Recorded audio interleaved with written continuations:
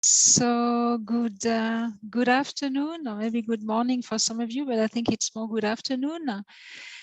Dear participants, speakers, and panelists, welcome to this event on promoting workers' well-being and sustainable enterprises through digital wage payments, with experiences from the garment industry in Jordan and in Egypt. My name is Valérie Breda, and I work for the social finance program of the ILO based in Geneva. More specifically, I lead a new initiative of the ILO called the Global Center on Digital Wages for Decent Work. And I will be moderating this event today. I thank you all for joining. Maybe first a little bit of logistics for this event. We have interpretation in Arabic, so I invite you actually to click on the globe to select your language. We will also be using the Q&A and the chat functions today. So we keep Q&As for questions you may have for the speakers, and the chat function for any contributions or any experience you would like to share during this event.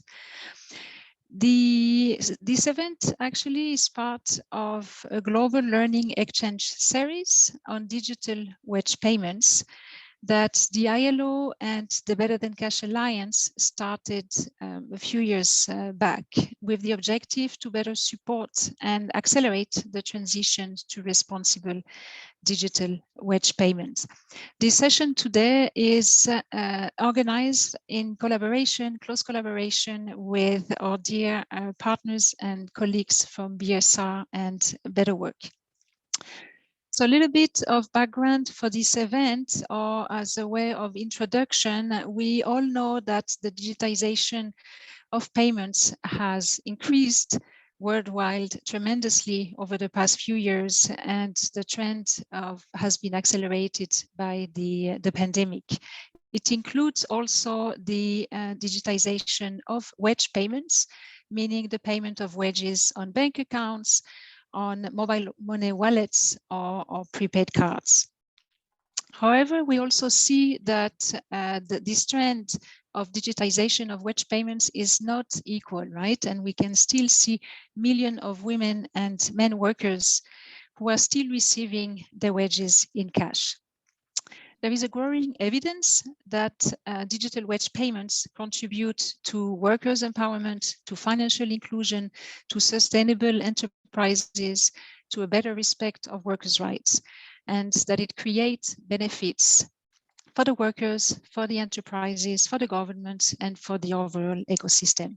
But we also see actually that the transition comes with challenges and with some risks for the workers and the enterprises.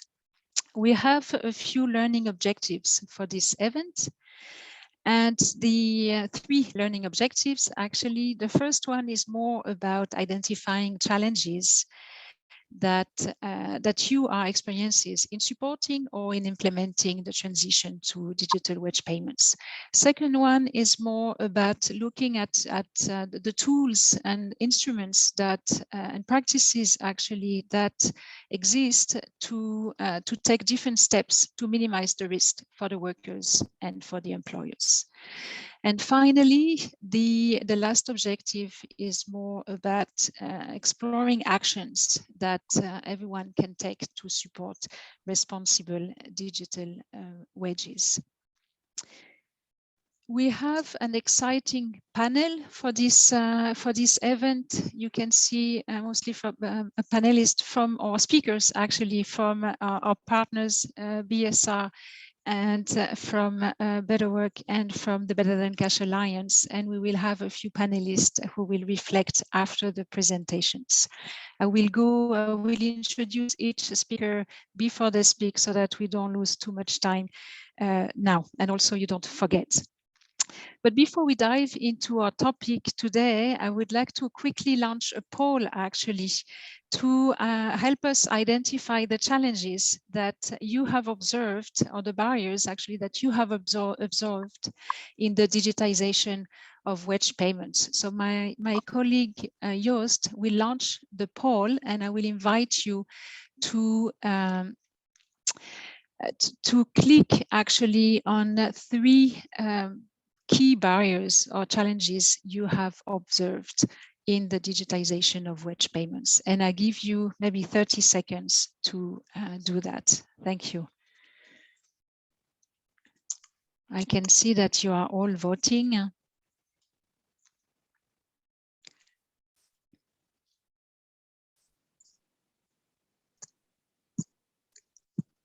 It's still moving, so I'll wait a few seconds more. At my side, it's not accepting. It is not accepting. I don't know if I can do anything about that, but maybe let's try. I can see that the Arabic translation may not appear properly. Okay, so I think now it is not moving anymore. So I trust most participants have voted. So I think we can end the poll and see the result. Okay, I think we can see, hopefully you can, everyone can see that actually the winner in terms of challenge is related to the payment system infrastructure issues. That's interesting to see that. And then we have another one that is more about the limited uptake and usage of digital wages by workers. So it's more about the adoption of the digital wage payment solutions. Then we have something on the cost to transition, maybe costly for the enterprises to transition. And then you can see, right, we have a little bit less. It's quite similar, right, in terms of lack of buy-in at brand and factory levels, for example, with 34%. And the financial products and services may not be appropriate. We can note that the regulatory challenges don't seem to be a major. I mean, it's still 25% of the respondents, but it may not be one of the main challenges. So hopefully we will provide during this event some inputs and some insights on how actually we can address some of those challenges. So I think we can close this poll and I would like to move on with our agenda. And I would like to introduce actually Catherine Ricard, who works as a private sector digital payment analyst at the Better Than Cash Alliance. Catherine has been promoting responsible digital payments in various global supply chains, including in the garment, the agriculture, the fast-moving consumer goods sector. Catherine, I would like to give you the floor to tell us a little bit more about what we mean by digital or responsible digital payments. And I would like you to present what Better Than Cash Alliance has been doing in that topic recently. The floor is yours. Thank you. Thank you so much, Valerie, and welcome to everyone on the call today. And it's a great pleasure to be able to speak to you a little bit about responsible digital payments. And it's really interesting, actually, just on that poll alone, to see how many of you are already observing some of the challenges around digitization of payments. And perhaps that's not so surprising given the surge in digital payments over the last couple of years. If we can go to the first slide. Since the onset of the COVID-19 pandemic, GSMA estimated that the number of mobile money accounts grew by 12.7% globally. And we saw similar trends in Jordan, where the number of e-wallets more than doubled between March and December 2020. And that was really just as we were getting our project started in Jordan at the beginning of the outbreak of the pandemic, where just like elsewhere, garment factories were closing and workers were remaining stuck at home. However, the Jordanian government was able to and was committed to building a strong and inclusive digital payment system. which enabled electronic KYC, and that allowed workers to open accounts without having to go physically to visit the payment service providers. And this really underlined the many advantages of digital payments. We saw over 260,000 families in Jordan who previously depended on cash payments were now able to access government aid through mobile money. And similarly for workers and employers, transactions became more efficient, more secure, and more transparent. But what was clear from our discussions with workers is that they still needed protection in this transition as the risks were still, as new risks were emerging. So if we can go to the next slide, in particular for women who make up the majority of garment workers, we needed to ask whether they were able to access a mobile phone. Did they have a digital ID in order to get a bank account? And do they have the level of digital literacy needed to navigate the digital solutions? And what about employers? How did they know which service and product to select? The solutions needed to be designed based on the user needs and experiences in order to build trust and offer better value, and ultimately increase adoption and usage of digital payments. But what about when a payment doesn't work, or if they've been a victim of fraud? Who do workers go to for help in resolving these issues? As technologies become more complex and involve more actors, it can be really confusing to know who is responsible for offering recourse. So therefore, it's important to work collaboratively, especially when looking at some of these broader ecosystem challenges, which a number of you mentioned as a key problem that you're encountering, particularly when it comes to issues of interoperability and remittances. And if we go to the next slide, the 9 UN principles for responsible digital payments really take these risks and provide actionable insights to drive digital payments which build trust and equity for everyone. They advocate for who needs to be responsible, what it means to be responsible, and how to be responsible. And so the situation in Jordan placed more urgency on us to work alongside BetterWork, engaging with government agencies, companies, associations that represent workers and industries, and development organizations. And so today we're hoping to use the lessons from Jordan and Egypt to build on this upward trend in digital infrastructure and payments, and benefit from a more responsible and sustainable transition to digital wages across industries. And with that, I'm happy to hand back over to Valerie to bring in the other panelists to share their experiences. Thank you very much, Catherine, and thank you for presenting actually those principles, and in particular the 3 principles that you have highlighted. It is now my pleasure actually to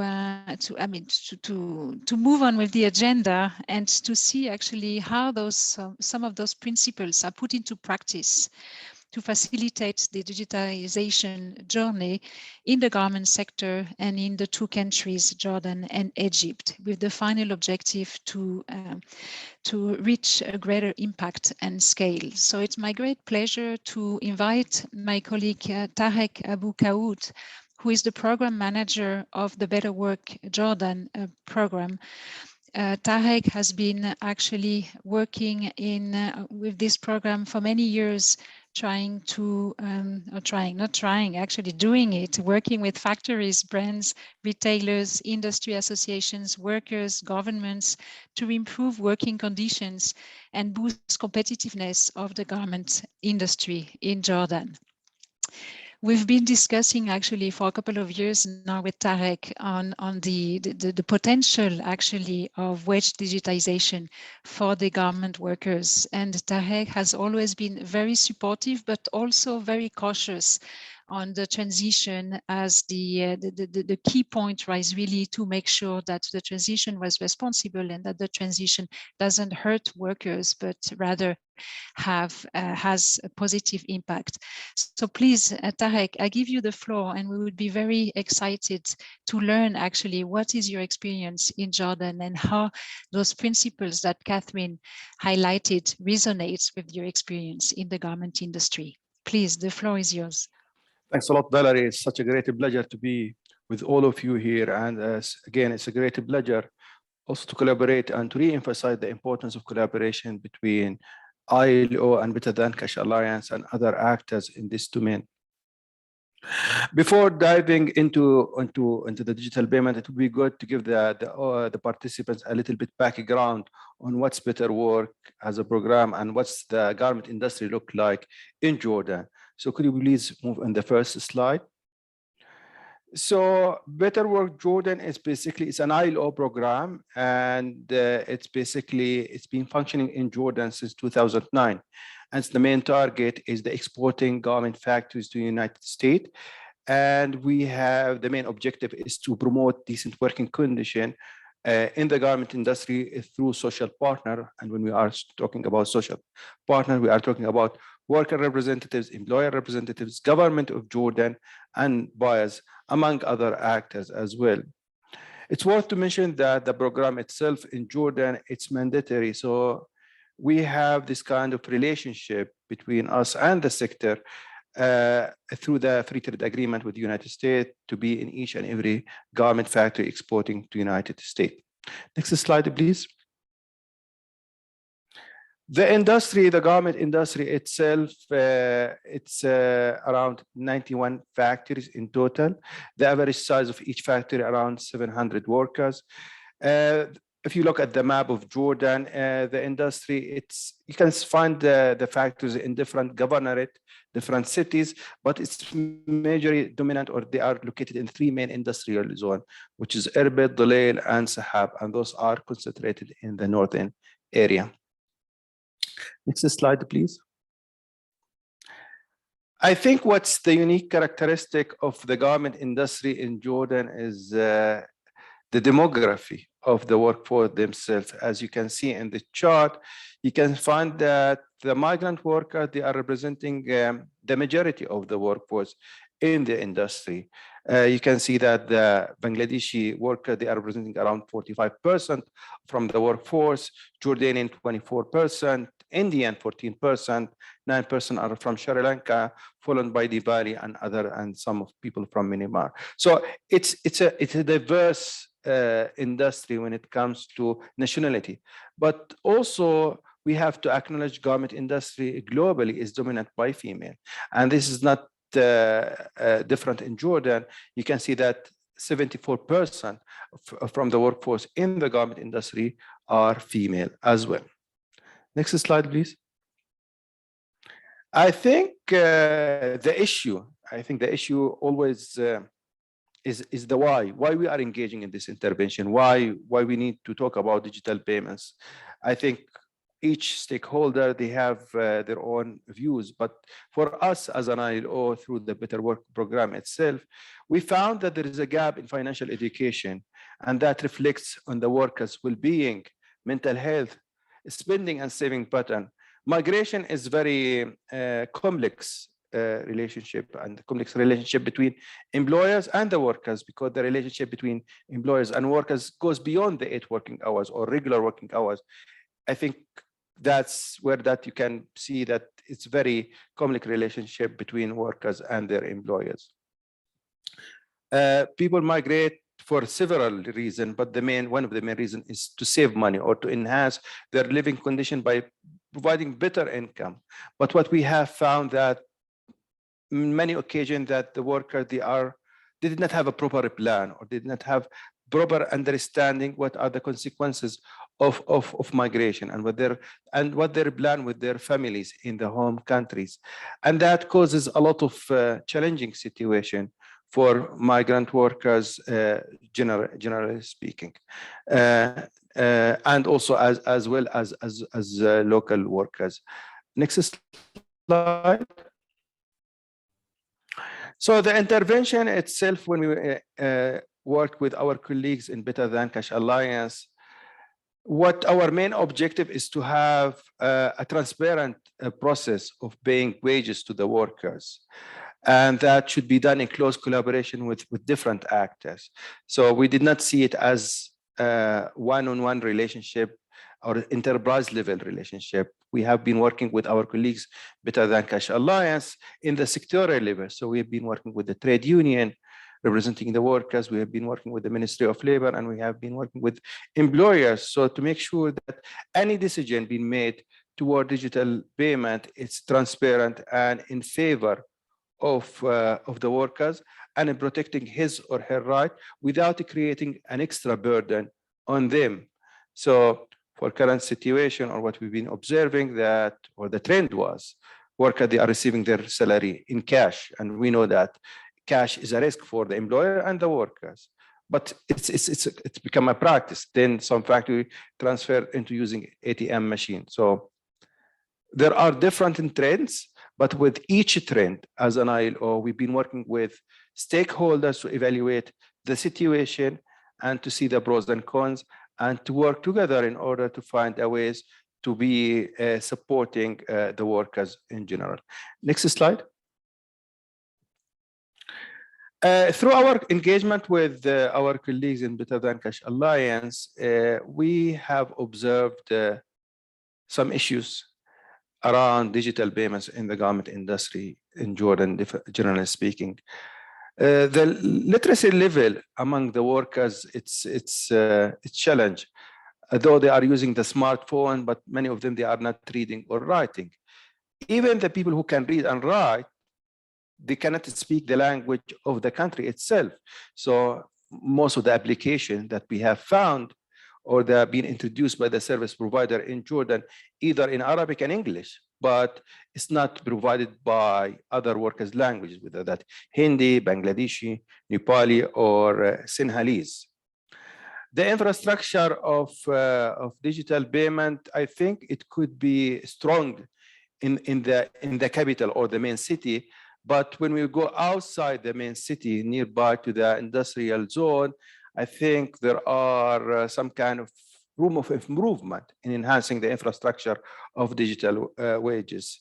The last observation from our side, the cross-country remittances is basically the dream or the best case scenario when we start to receive, or the worker receive his or her salary on her mobile, and on the same time, or whenever they want, they can transfer part from their salary to their family back home, whether that in India or in Bangladesh or in any country. But that should be an easy and a transparent process without having any kind of hidden cost.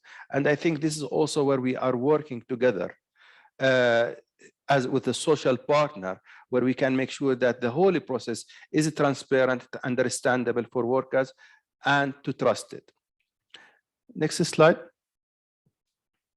So the way forward, I think Central Bank of Jordan, service provider, Better Than Cash Alliance, and us, ILO, we are willing to support social partner in garment industry to introduce digital payment in the sector. And what we are aspiring to see this service going beyond the garment sector, because we have migrant workers in many sectors, whether that agriculture, construction, domestic workers. So I think it's just the entry point. If we can find a solution, or we can find a way to move forward in the garment industry, hundreds of thousands of workers in garment in Jordan, in garment and beyond garment, they will get benefit from that service. So thanks a lot for all of you, and thanks for you, Valerie, and over to you.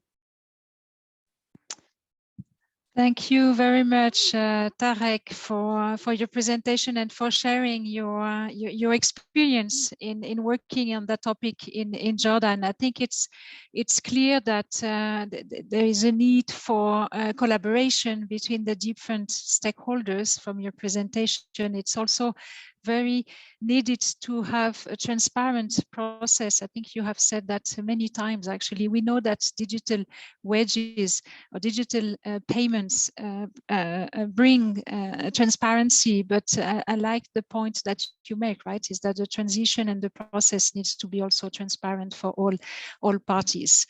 And very interesting also what you say about the profile of the migrant workers, which which is complex in a way that you have workers coming from many different countries. And I think it leads me also to the next step in our journey, actually, and looking at how it is important actually to design digital wage payment solutions that meet the needs of the workers and the employers. So I would like to invite our next speaker, Mr. Samer Bakir, who's a digital payment specialist for the Better Than Cash Alliance and who's based in Jordan. So Samer has been working on digital payments for a long time and is focusing now on digital wage payment in particular and in the garment sector in Jordan. So Samer, I would like to give you the floor for you to share with us a little bit more on what it entails actually to design products and services that meet the needs of the users. Please go ahead. Yes, thank you, Valerie, and it's good to be here. And good afternoon to everyone from Jordan. Actually, to complement on both presentations from our colleagues, Kat and Tarek, I'll be focusing more on the designing part and how, as you mentioned, you'd be able to design a responsible solution for workers. During our work in the Jordan garment sector, and as a result of our report we've launched back in October last year, we have identified several challenges, and actually Tarek have mentioned few, that hinders really the uptake of the digital financial services by workers. And they were mainly revolving around the workers' capabilities and financial needs. If we move to the next slide and have a quick look at the overall or bigger picture of garments, the importance of this sector is that it is a major supporter of Jordan economy. As we noted, around 23% of exports of garment in 2019, and the number of workers is also significant, as we have 76 workers. Most of them are women. And as again, as Tarek mentioned, there is a diversity of workers, as we have 75% of migrant workers coming from around 5 different countries with different cultures. The important thing to mention here is that about 2/3 of workers still receive their wages in cash. And during our study, the 62 of the migrant workers indicated that they remit at least 2/3 of their wages back home. As you can see, looking at those facts and the diversity and the behaviors of those workers, there is a great potential to advance the rapid adoption of digital financial tools, and there is a need of customizing digital payment processes and solutions probably that provides workers with the opportunity to experience a broader and longer-term benefits of the formal financial system. There's also, of course, benefits to companies, as it has been reported that digital payments do benefit companies by increasing, for example, their productivity and reducing the operational costs associated with the cash management and disbursement, for example. Moving on to the next slide, and as I said, I wanted to focus on this very important recommendation. Actually, we have highlighted also in our report, and that should advance the transition to wage digitization. And it is aligned under the UN principles for responsible digital payments, and that is designing worker-centric and value-added solutions. So when thinking of designing, the process should be looking at designing not only products. So we have also to look at end-to-end experiences for digital payments. And of course, this is a continuous process which requires basically efforts in learning, in analysis, in adaptation. So the first building block for delivering a responsible or designing responsibly is through understanding the worker needs and the careful segmentation of the market.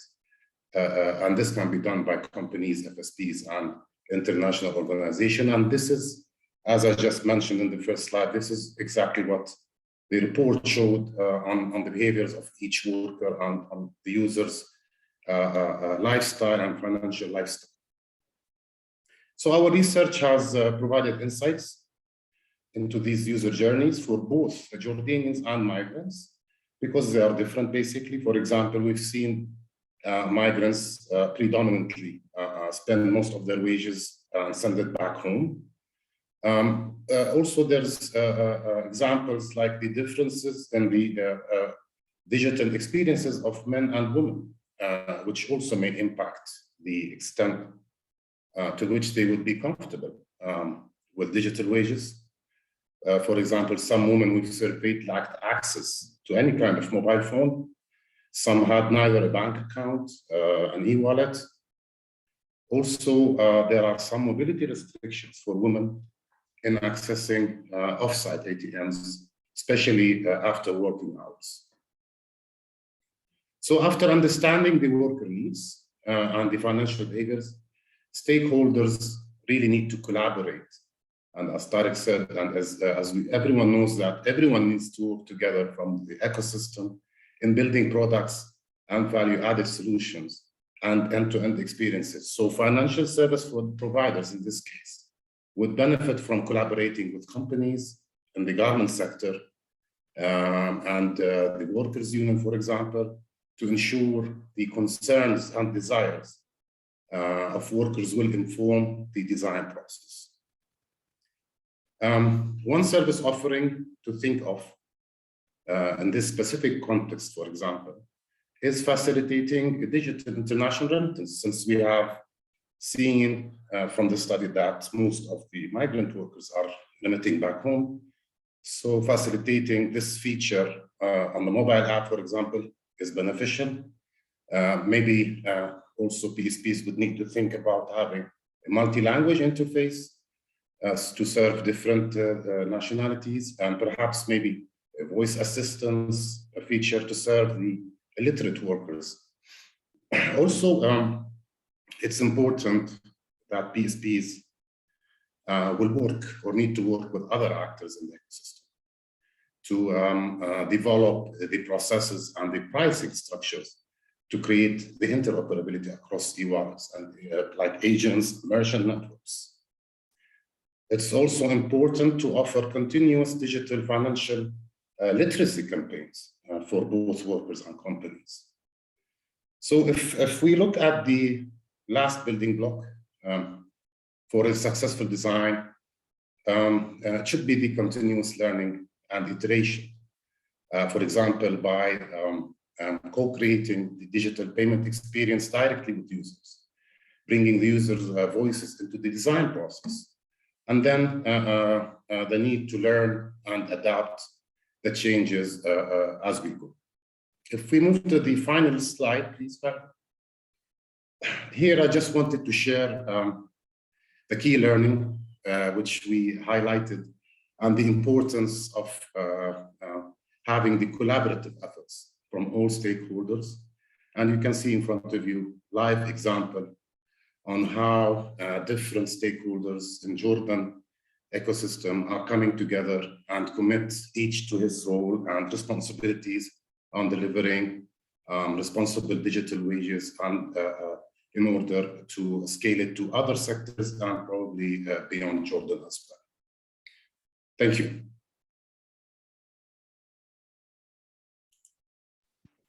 Thank you.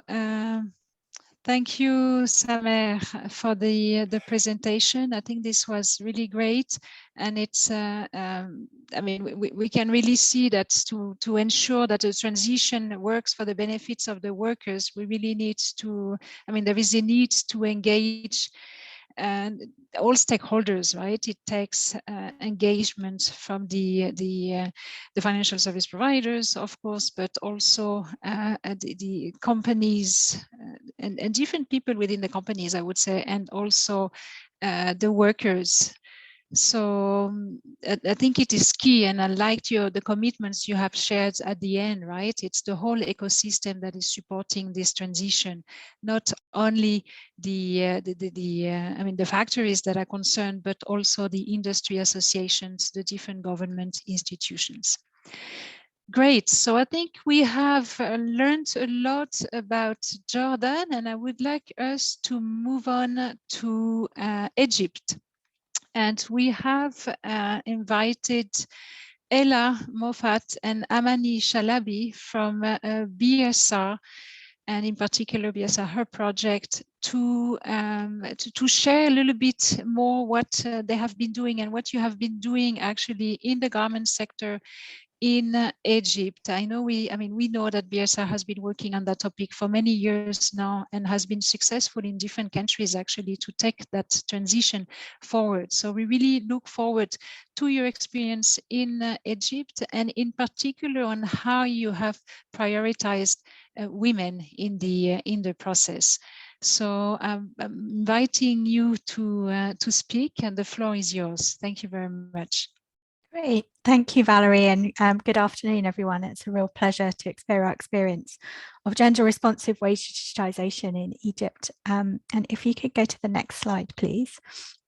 So as Kat highlighted, in the UN Principles for Responsible Digital Payments, the needs of female workers must be considered during wage digitization. And this is really important because it's a bigger step for women than men to adopt digital wages, and including them requires additional attention.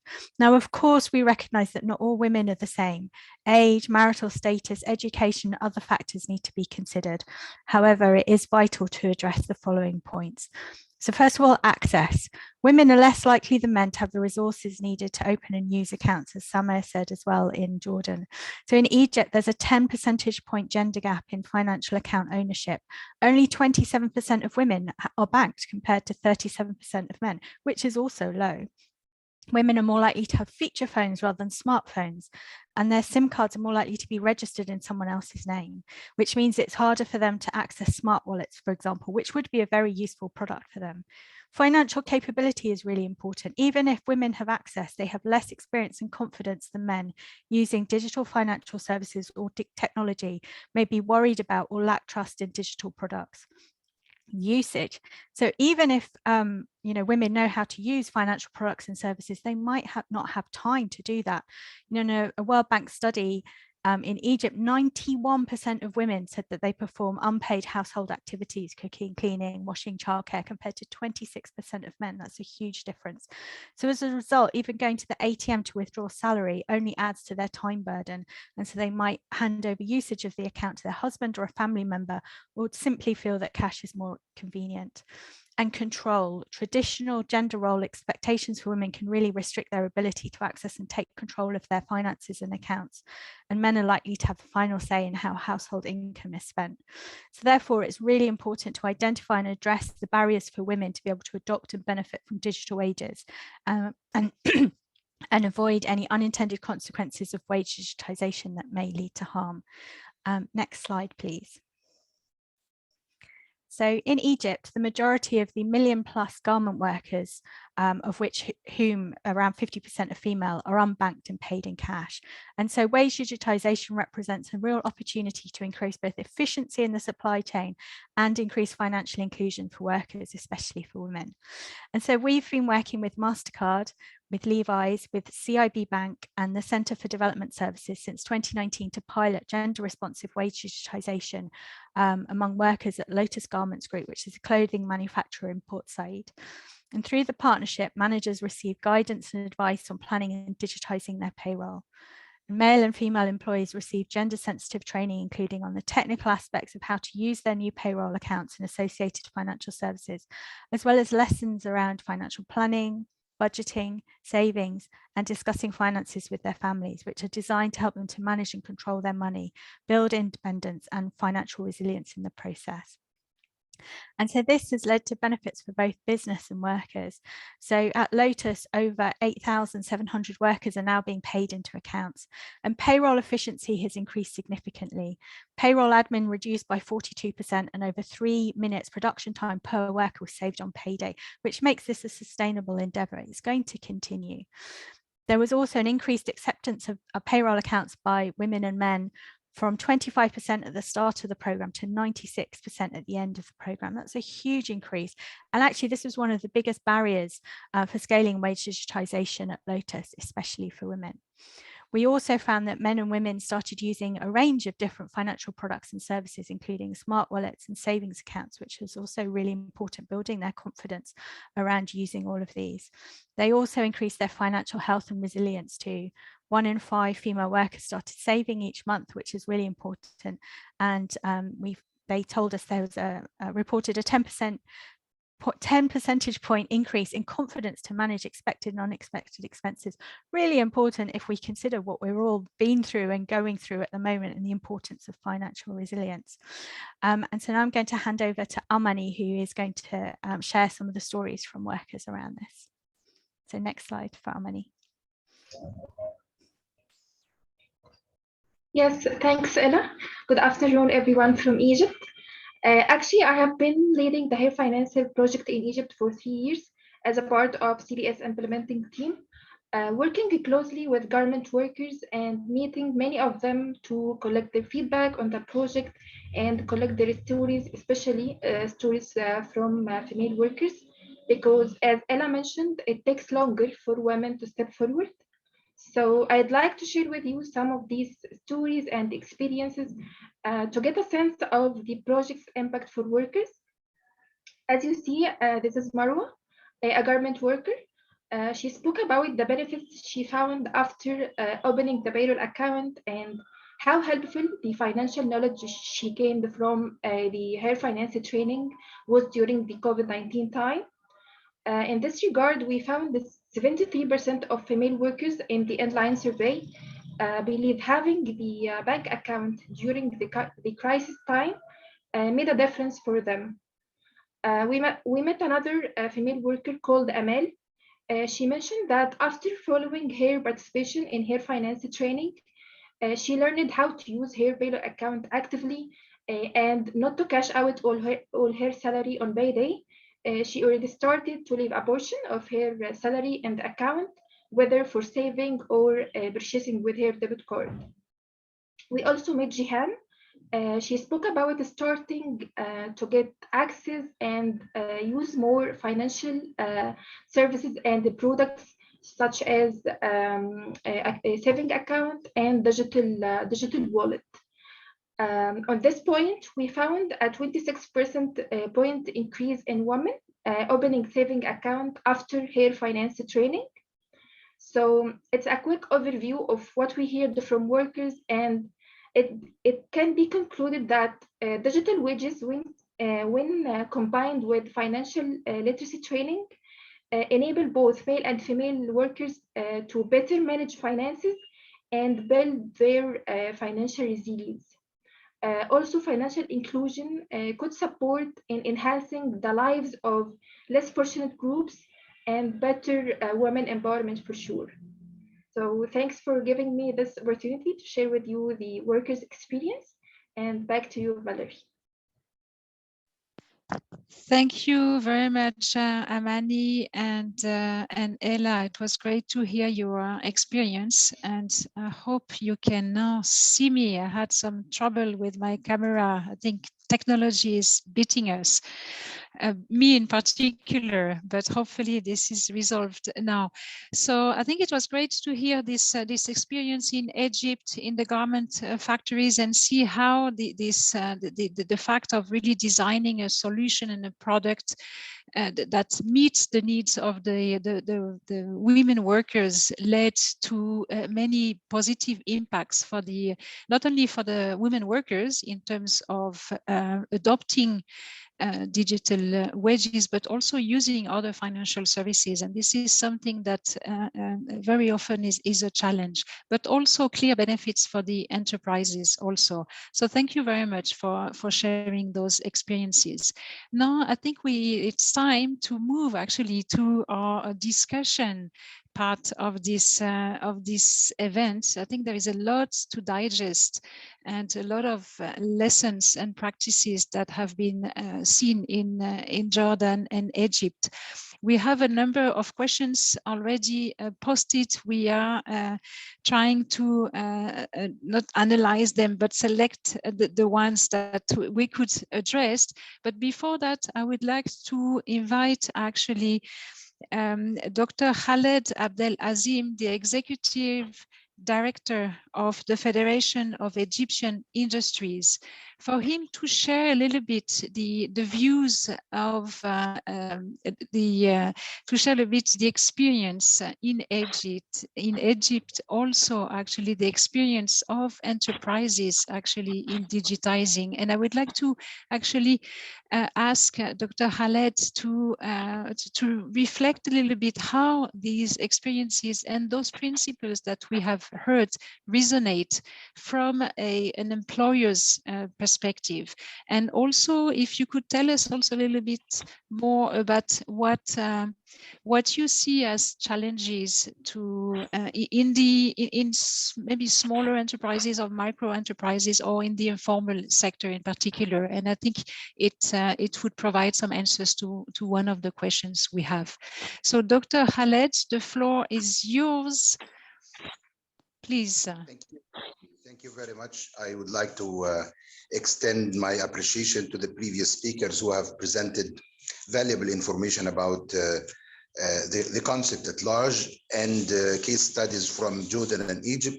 As for our standpoint as the Federation of Egyptian Industries, when it comes to speaking about responsible digitalized wage payment system within enterprises, whether in the ready-made garments and apparel sector or any other sectors, we have been behind an initiative in Egypt together with the Federation of National Banks for financial inclusion and the transformation towards a cashless economy. So in Egypt, we have been the initiators of the concept, trying to promote financial inclusion and to create a bigger outreach for enterprises and individuals to benefit from the financial tools and financial facilities that are available.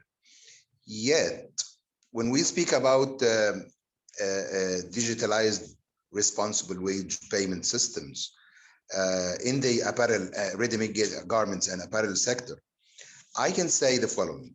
Most of the RMG companies in Egypt are well-established firms that are export-oriented, despite the fact that 90% of workers in these enterprises are female workers.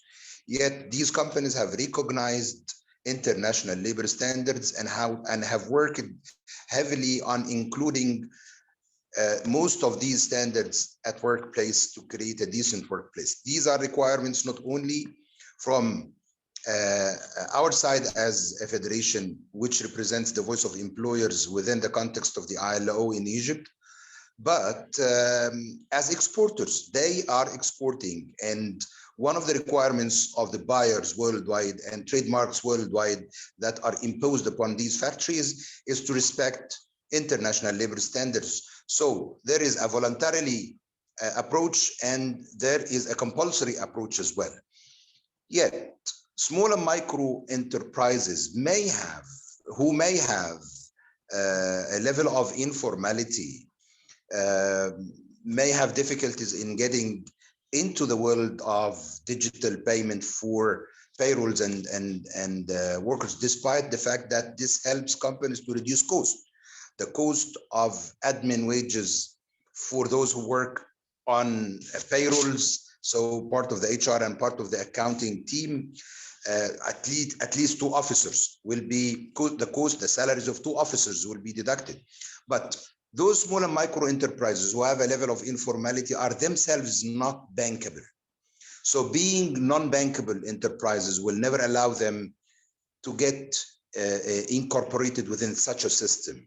That is on one hand. On the other hand, there is another challenge, which is the cost of digitalization on workers themselves. So for a worker to open a bank account and have a credit card, there is a cost.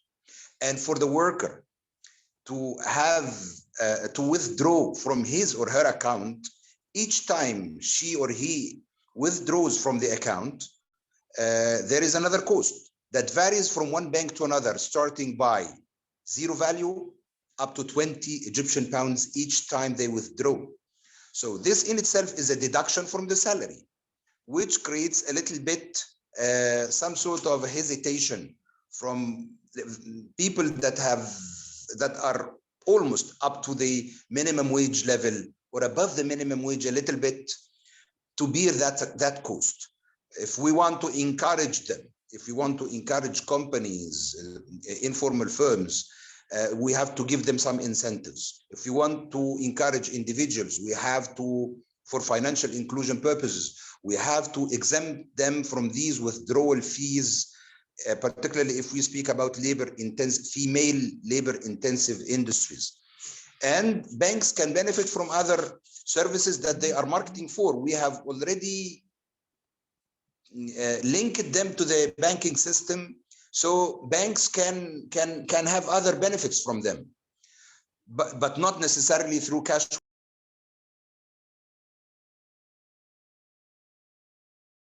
The difficulty is the literacy. When it comes to electronic banking, there are ATM machines everywhere. But when it comes to mobile wallets, it's not used as it should be. If I compare Egypt to India, for example, the village man in India is capable of using the mobile wallet, but in Egypt still, the capacity of people to use, or the trust, not the capacity, the trust of people to use mobile wallets is not there. The culture is not widely spread regarding mobile wallets. I think that the questionnaire that you've started with is very important, because when it comes to the cost of transition, I have referred to the cost. When we speak about the infrastructure, we still need to link the wage payment, the digital wage payment system in Egypt, to the postal services. Post offices are everywhere. They can compensate the lack of branches of banks at village level and at districts level. So infrastructure could be tackled from this perspective if we include the postal authority and post offices within the system. Again,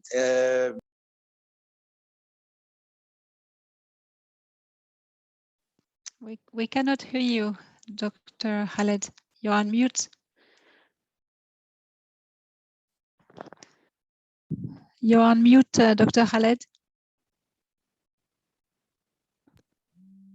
Yes, you're back. Am I here or? Yes, we can hear you now.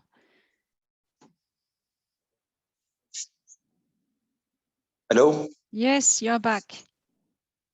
Yes. Please. So when we speak about the infrastructure, I have referred to the importance of linking or integrating the postal services. The post offices are spread everywhere, so to integrate them within the digital wage payment system in Egypt is important, because it will compensate the limited number of bank branches at village level and at the district level.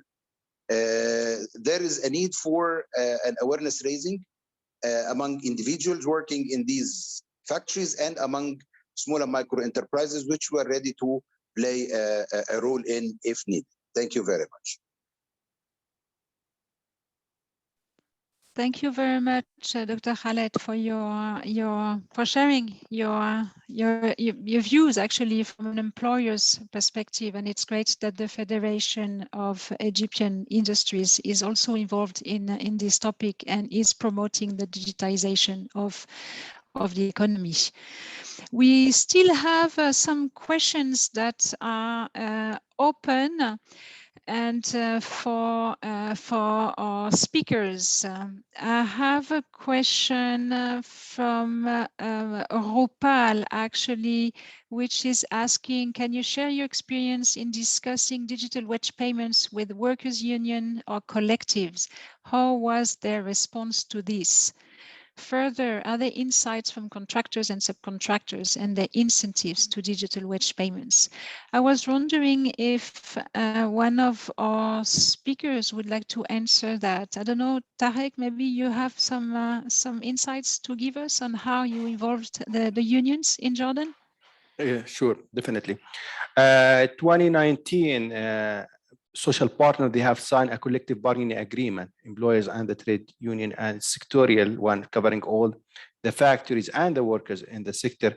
And there is a clause in that CBA encouraging using digital payment without bearing or burdening the worker. So trade union, they are in favor of introducing digital payment with cautious that workers should receive their salary exactly as being transferred as they are entitled on, as been mentioned in the pay slip, and without having any hidden cost.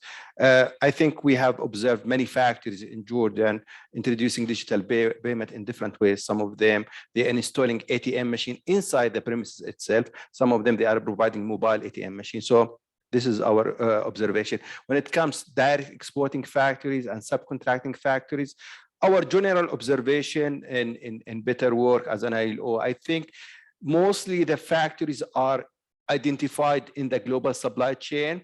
They have more motivation to comply with national laws and international labor standards. Over to you, Valerie. Thank you very much, Tarek, for answering that question, and I hope it provides some, good insights.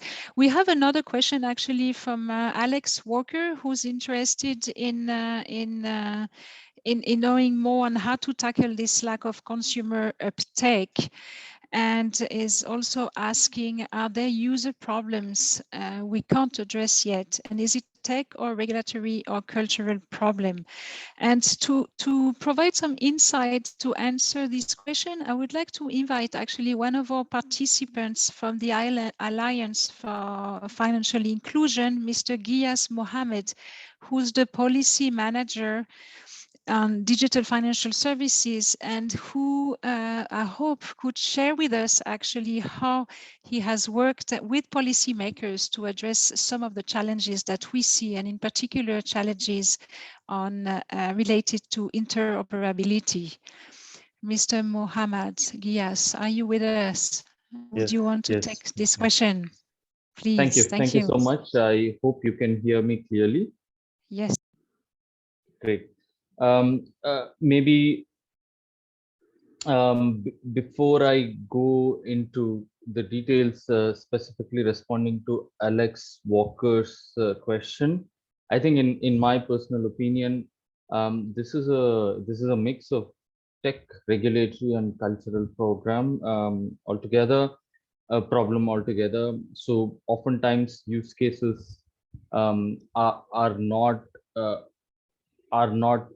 do not come into play because they do not align with the cultural and financial lives of the users actually, and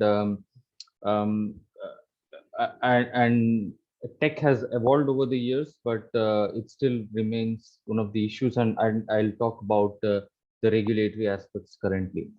Good morning, good afternoon, and evening, dear participants. Thanks to the organizers for inviting me. My name is Giyas Ali Ghiyazuddin Mohammed, and I represent Alliance for Financial Inclusion. We are a network of central banks and financial supervisors from about 90 countries and 100 institutions across the world. Central Bank of Jordan and Central Bank of Egypt are also part of AFI and play a very active and prominent role within the network. Our intervention in this topic and in this space is in three main categories actually. First is on global voice and agenda setting. So on this point, it was quite heartening to see that regulations are not a major barrier to digitization of payments. I would assume that they would have probably been one of the major barriers a few years back.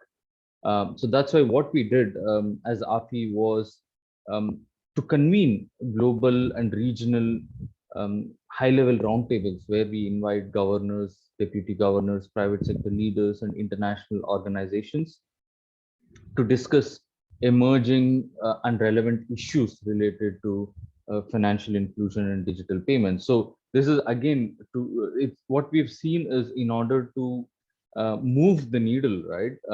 At least from a policy and regulatory standpoint, it's very important to get the buy-in of the leaders, the governors, deputy governors within the supervisory institutions. So that's where AFI stepped in as a neutral convening platform to bring in various leaders from the network, and then also private sector players to come in and have an open and safe discussion, resulting in concrete actions at a regional and country level. Actually, the second key intervention is around guidance. As a network of regulators, we come up with various policy and regulatory guidance. This could be on digital financial services interoperability. My other esteemed colleagues and presenters also talked about the role of digital financial services in advancing women's financial inclusion and in reducing the gender gap. So that's also something that we have seen, we have provided guidance on, and more importantly, on the consumer protection aspects of digital payments and financial services.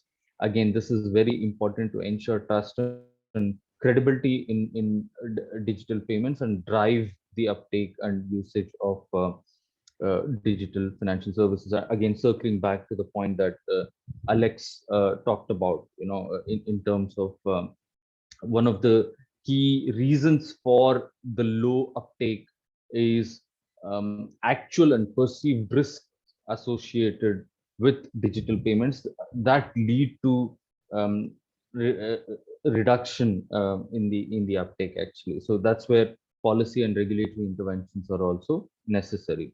The final point is around building capacities of the regulators and policymakers and supporting them through technical assistance in the implementation of regulatory frameworks, actually. So we've run multiple capacity building programs in the area of digital payments, responsible digital payments with the regulators. We have supported many regulators in coming up with e-money and payment systems regulations. And we also do this thing called peer exchange. So if for example, a State Bank of Pakistan comes up with regulations on branchless banking, or a monetary authority of Maldives, or Central Bank of Mozambique, or Central Bank of Jordan comes up with a draft regulation on payment systems, e-money, KYC, so on and so forth. They share those draft documents with us, and we in turn share it within the network to get inputs from other fellow regulators who have already come up with such regulations, to provide inputs to these draft documents, which could be incorporated and to make it more holistic and harmonized, actually.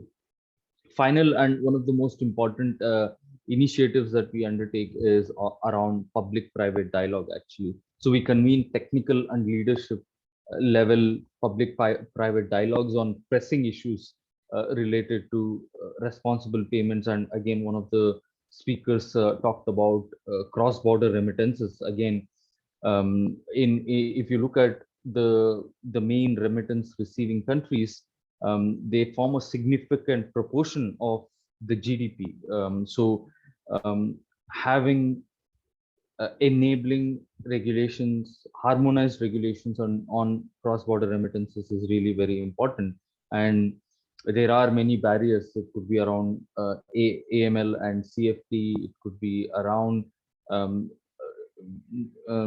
no harmonization of regulations between the sending and the receiving countries, the time taken to send money, costs, so on and so forth.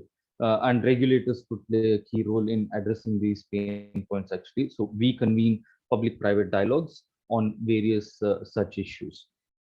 So these interventions have led to tangible policy changes, leading to transformation from regulatory barriers turning to regulatory enablers. Actually, our members have attributed as much as 130 policy changes to the interventions that AFI, services that AFI has provided in the past few years.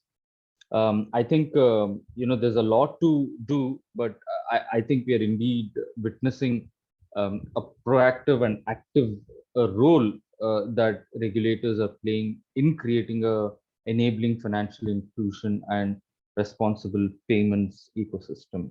So I'll take a pause here. Thank you again for the invitation. Over to the moderator, please. Thank you. Thank you very much, Mr. Gias Mohammed, for giving this perspective and really to highlighting what the policymakers actually can do to support the process. I think it's very important that all stakeholders are involved, and you highlighted the importance of having this public and private dialogue. So I really thank you. I think we've covered quite a lot, and we are running late already. So we can see that there are still a few questions, but it's probably too late to answer. We will provide some. We will get in touch with you to answer those questions. And thank you all actually for this very rich discussion over the past hour and a little bit. We heard a lot about the challenges that are still to be addressed in the different countries, not only in Egypt and Jordan, but also beyond and even in other regions. We have heard about selected tools actually and practices that could be used, and in particular the UN principles for responsible digital payments. Good practices and tools also used by our partners in the countries. I hope also that you have gotten the opportunity actually to identify some actions you could take to take this agenda forward in your organization, in your factory, if you are working in a garment factory, and in the future. So we will stay in touch. We will continue this knowledge sharing event in the future. Please get in touch with us when you can and when you need actually for hearing some good practices and tools. You can see on the slide the contact of each organization that participated in this session. I thank you again all, and I wish you a very good afternoon. Thank you very much. Bye.